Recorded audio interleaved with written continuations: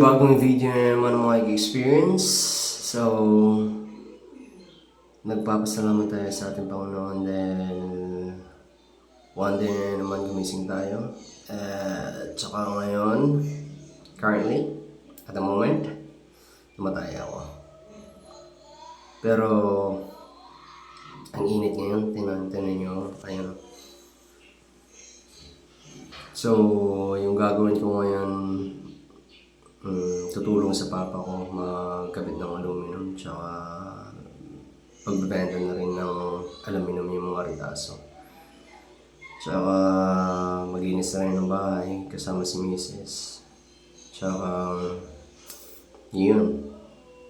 That's the plan for today. So yun lang naman yung for today's video.